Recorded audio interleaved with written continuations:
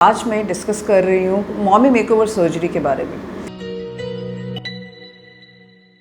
हाय, मैं हूँ डॉक्टर हिरण्मयी झा और आज मैं डिस्कस कर रही हूँ मॉमी मेकओवर सर्जरी के बारे में।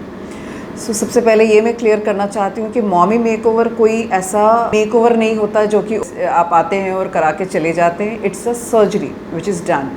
यह मोस्टली पोस्ट प्रेगनेंसी फीमेल्स के लिए बनाया गया है। इसमें एक सीरीज़ ऑफ सर्जरी इंक्लूडेड होता है जो कि according to the need of the patient customize किया जाता है। It can include surgeries like tummy tuck और लाइपोसक्शन, ब्रेस्ट सर्जरीज। अब ब्रेस्ट में ब्रेस्ट रिडक्शन, ब्रेस्ट लिफ्ट या ब्रेस्ट ऑगमेंटेशन, किसी भी प्रकार की सर्जरी को हम इसमें कंबाइन कर सकते हैं। उसके अलावा genital rejuvenation surgeries if required. So ये एंटायर जो सीरीज़ है सर्जरीज़ के, इसको हम मॉमी मेकओवर सर्जरी कहते हैं।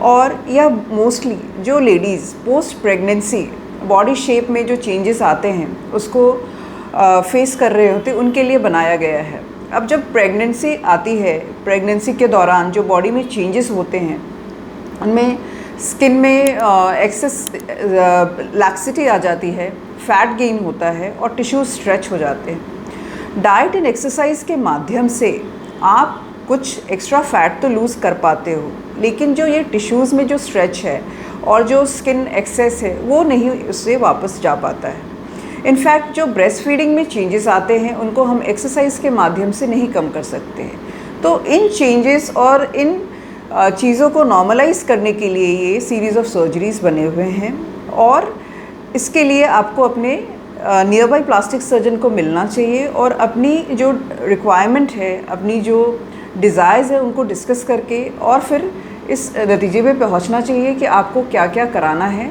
और आपकी क्या क्या रिक्वायरमेंट है।